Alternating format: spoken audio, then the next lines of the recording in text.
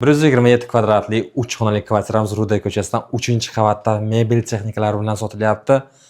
Qisqacha obzorni qilamiz. Bizlar hozir prixoshkada turibmiz. Mana shunaqa katta prixoshka hol qilingan. Bu yerda bizlarda mebel o'rnatilgan, shkafi bor. Bundan tashqari domofon, shitlar yevromontaj qilingan. Ana endi xonalarni ko'rishni boshlaymiz. Birinchi xonamiz mana bu yerda mehmonxona. Mehmonxonamiz ham juda ham chiroyli remont qilingan. Hamma kerakli mebel jihozlari o'rnatilgan. Kvartiramizga faqat kirib yashash kerak. Ko'rishlaringizdek mahkam mebel qilingan, televizor, konditsioner, parda, gilamlar to'shalgan. Ana endi mana bu xonamizni ko'ramiz. Juda ham chiroyli kattalar yotoqxonasi bo'lyapti. Kattalar yotoqxonasida ham hamma kerakli mebel jihozlari bor. Aytganimdek, faqat kirib yashash kerak. Kvartiramizda dvokonturli kotel o'rnatilgan, teplo-pol radiatorlar qilingan.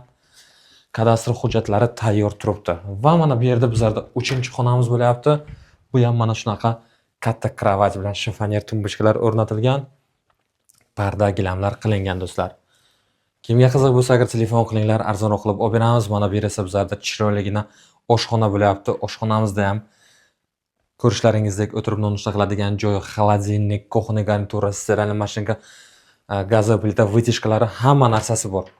Hamma narsasi qoladi. Bu yer bizlarda birinchi sanuzul, kvartiramizda ikkita razvedniy sanuzul tushgan.